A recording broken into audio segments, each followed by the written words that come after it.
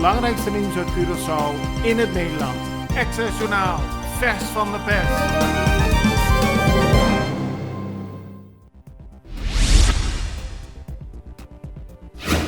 De politie heeft dit weekend een 20-jarige man aangehouden.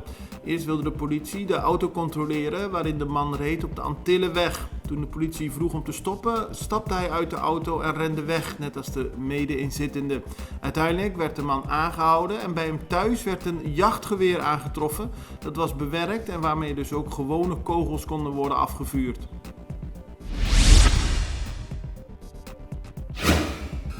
Een man, gekleed in een militair camouflagepak, heeft afgelopen zaterdag de campagneborden van de politieke partij Corçao de Nostur vernield. De borden stonden opgesteld op de rotonde van Palo Blanco. Weggebruikers zagen de verdieningen die de man aanrichtte en waarschuwden de politie. Die heeft de man aangehouden. Daarop kwamen verschillende leden van de partij op de rotonde af. Een groot deel van de campagneborden konden weer terug worden geplaatst en uit voorlopig onderzoek blijkt dat de man psychische problemen heeft. Vanochtend bleek echter dat alle borden bij Palo Blanco weggehaald zijn. Corçao de Nostur had geen vergunning voor het plaatsen van die borden op de rotonde.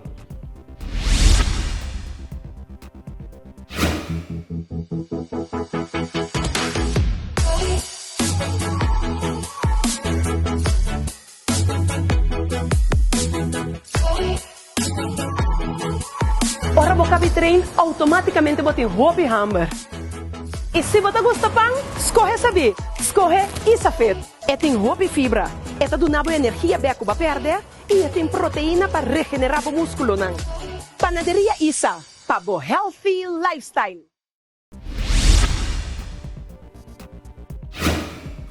De Curaçaose politie heeft dit weekend een 29-jarige man aangehouden in zijn huis aan de Caia Miqueias. Ook de 23-jarige vrouw is opgepakt. Het gaat om een echtelijke ruzie nadat de echtgenote de man had aangetroffen met een andere vrouw. Daarop ontstond een ruzie en werd onder meer de ruit van de auto van de man vernield. De kinderen van het stel waren aanwezig bij de ruzie. Zowel de man als de vrouw zijn gearresteerd. De man staat op de lijst van de politieke partij Trabalpa Corçao.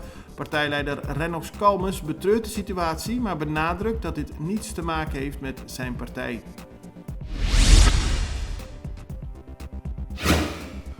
Volgens Charles Cooper van de partij MFK zal de invoering van de ABB, de Algemene Bestedingsbelasting, slecht uitpakken voor de Curaçaose economie.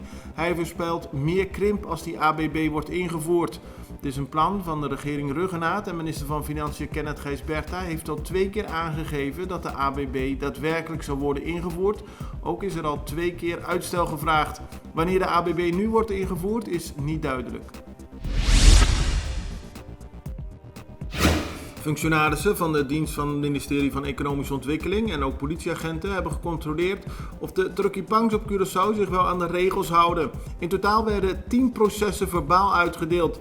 Daarbij ging het vooral om mensen die geen mondkapje droegen tijdens hun werk en 1 truckipang die zich niet hield aan de sluitingstijden. Stichting Help de Schoolkinderen van Curaçao bestaat 4 jaar en dat is zondag gevierd met een grootse actie waarbij 26 scholen zijn blij gemaakt met in totaal ruim 350 dozen schoolmateriaal. Rekening houdend met de regels rond de COVID-19-pandemie is besloten om de schoolboeken en schoolspullen weg te geven door middel van een drive-thru. Minister van Onderwijs Steven Kroes hielp daarbij een handje.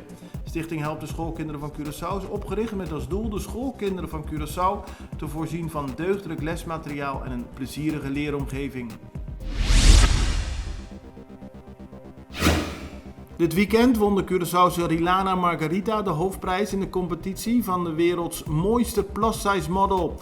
Margarita, die bekend staat onder haar artiestennaam Mossanena, werd verkozen tot Miss Top of the World Plus Size 2020.